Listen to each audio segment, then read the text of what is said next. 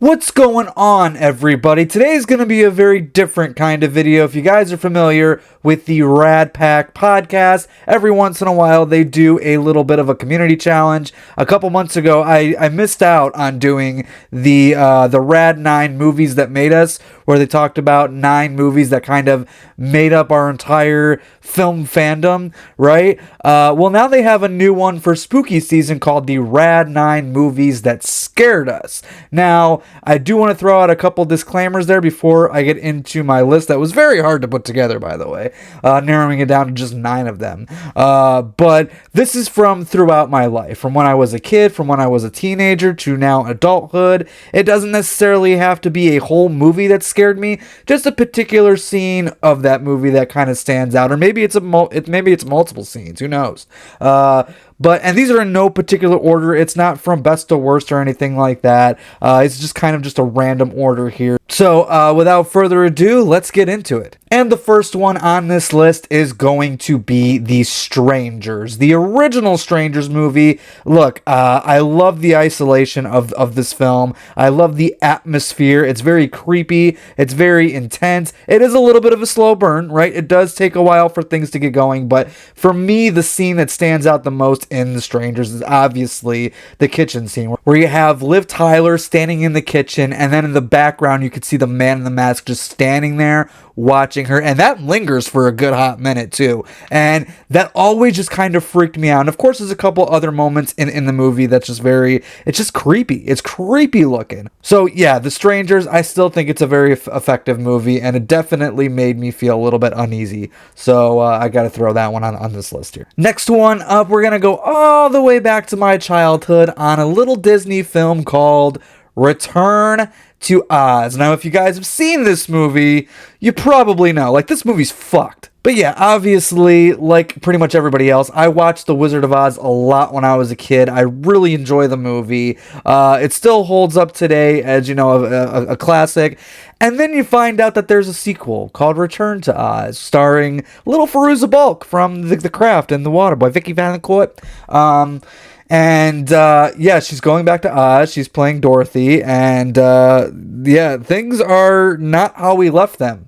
So now, obviously, I know that they are based off a series of books. I haven't read the books, but there's some really creepy imagery here, like the Wheelers, for example. The witch is very scary in this one. You got the mirror thing going on. It's a really fucked up movie. And yeah, no, this is definitely one of those kids movies. How is this movie for kids, by the way? But it's definitely one of those movies that kind of gave me nightmares when I was a kid.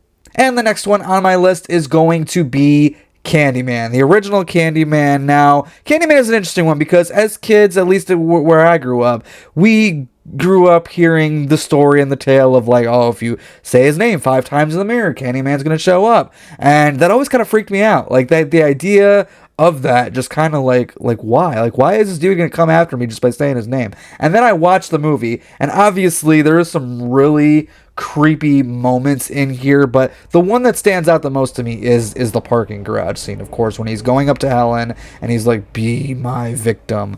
Like, I don't know, it's the way that Tony Todd's performance just captivates you, and like, I can't stop watching, but you're really giving me the heebie-jeebies here. So yeah, I gotta go Candyman. Next one up here, we got to throw John Carpenter a little bit of love. And no, it's not going to be Halloween. As much as I love Halloween, it never really scared me. But a John Carpenter movie that did scare me is The Fog. Now, The Fog is very atmospheric. You know, I love the concept of, like, something is in the fog. And because it's fog, you can't exactly see what it is. You don't know what's in the fog. You just know that something is in there. I love the town. I love, yeah, it's really creepy. And so whenever, like, September, October kind of rolls around, the fog starts kind of coming in, I am instantly taking back to the first time that I saw this movie. And I was just like, holy shit, like, this is creepy.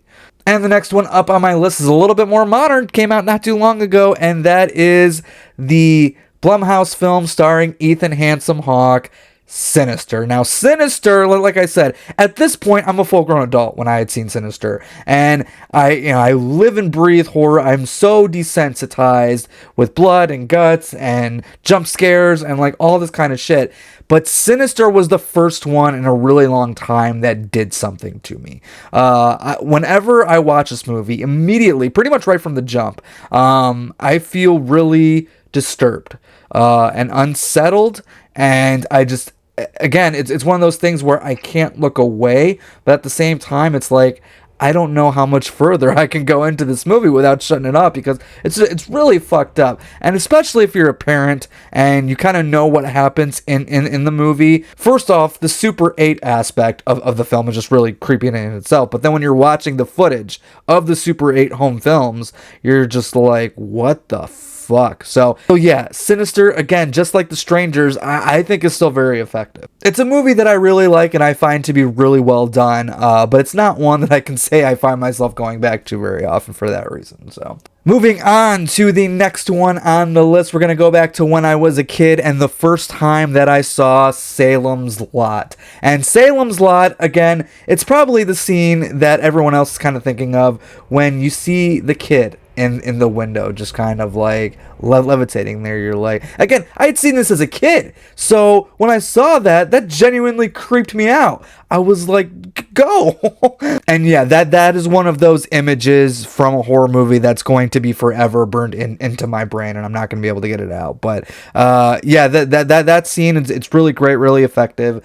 So I had to throw Salem's Lot on this list. This one might be a little bit of a curveball for some of you, but the next one up is going to be Poltergeist 2, The Other Side. Now, the reason I put Poltergeist 2 on here, which, by the way, I love all three of the original Poltergeist films. I think 2 and 3 really get slept on and really underrated. Actually, I kind of prefer 2 and 3 over the first one, to be quite honest with you. But I do love all three films, but I put Poltergeist 2 on this list specifically for one reason and one reason only. That is Reverend Kane. Reverend Kane is just this really creepy old man, and of course, there's a lot of creepy imagery in this film. There's a lot of creepy stuff that kind of goes down, but to me, the scariest scene in the movie is in the middle of broad daylight, when Reverend Kane is walking up to the house and he goes up to the door and he's like, "You're all gonna die." I'm like, Jesus, dude. So yeah, again, very much like that image in Salem's Lot, the image of Reverend Kane up there at the door like this with his creepy fucking smile. It's never gonna leave me. It's never gonna leave me. And yeah, so even when I watch today, I still feel a little bit creeped out by it. So I had to throw on Poltergeist 2, The Other Side. The next one on this list is actually in my top 10 favorite horror films of all time. I absolutely love this movie, but again, seeing it as a kid, there is one scene in particular that stood out to me, and that's Pet Sematary. And Pet Sematary, do I need to say anything? Zelda. Like, Zelda is one of the creepiest bitches in horror. Like, truly. Again, I couldn't sleep right for weeks, months. I don't even know how long it took me to get over that. I'm still not fully over it. But now, of course, as an adult and being a father, obviously the scene with Gage definitely hits me in a different way now than it did back then. And that's scary in a much different way. But no, like Pet Sematary, it's a really creepy movie. There's some really good stuff in there. But yeah, obviously when I'm talking about Pet Sematary and the moments that kind of creep me out the most, it's Zelda. It's Zelda for sure. And finally, the last but certainly not least on this list is going to be Darkness Falls. If you guys remember this was a movie from the early 2000s about a killer tooth fairy, and it's just, yeah, again, one of the movies that scared me the most in my life, because again, I saw this at a young age, probably younger than I should have been, and it just terrified me. Like, what if you guys have not seen Darkness Falls, don't sleep on it. Go check it out. Go watch it. I haven't revisited that movie myself in quite a long time, so I can't promise it's gonna hold up, but at least in the early 2000s when it first came out, and being that young at the time I saw it, I was just like, wow. Yeah, I have to throw on Darkness Falls. Alright guys, so that was the Rad 9 movies that scared me. Obviously, there was a list of other ones that just didn't make the cut here, because like I said, it's hard narrowing it down to just 9 of them. But now I'm tagging you guys in for the challenge, whether you guys want to do it in the comment section below, below, whether you guys want to make your own videos.